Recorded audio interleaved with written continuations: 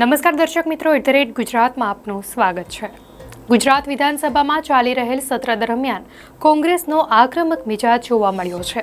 આજે વિધાનસભા ગૃહમાં ખ્યાતિ હોસ્પિટલ કાંડ મુદ્દે અમિત ચાવડાએ પ્રહાર કર્યા હતા। અમિત ચાવડાએ સમગ્ર રાજ્યમાં આવું રેકેટ ચાલતું હોવાનો આક્ષેપ મૂકતા ચકચાર મચી ગઈ છે। પ્રશ્નોત્તરી કાળ દરમિયાન ગૃહમાં અમિત ચાવડાએ મોટું નિવેદન આપ્યું હતું। વિધાનસભા ગૃહમાં ખ્યાતિ હોસ્પિટલ કાંડ મુદ્દે અમિત ચાવડાએ ગંભીર આરોપ મૂક્યા છે। તેમણે કહ્યું કે 300 કરોડના કમિશન માટે લોકોના જીવ લેવાય છે, જેનું સેટિંગ હોય તેને ઝડપી પેમેન્ટ મળે છે। અમિત ચાવડાએ ખ્યાતિ હોસ્પિટલ કાંડ જેવી ઘટનાની સીબીઆઈ તપાસની માંગ કરી છે। આ સાથે ડોક્ટર સામે મનુષ્યવધનો ગુનો દાખલ કરવા પણ માંગ કરી છે। તેમણે કહ્યું કે સમગ્ર રાજ્યમાં આવું રેકેટ ચાલી રહ્યું છે અને આ આખું 300 કરોડનું કમિશન છે। આ સાથે તેમણે કહ્યું કે રાજ્યમાં જે ગેરરીતિની ફરિયાદો આવેલ છે તેની તપાસ કરાવો।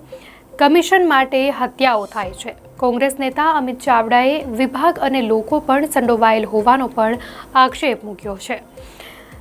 તો ખ્યાતિ હોસ્પિટલ કાંડ મુદ્દે વિધાનસભામાં ઋષિકેશ પટેલે જવાબ આપતા કહ્યું કે સરકારે ક્લિનિકલ એસ્ટેબ્લિશમેન્ટ એક્ટમાં કડક નિયમ કર્યા છે।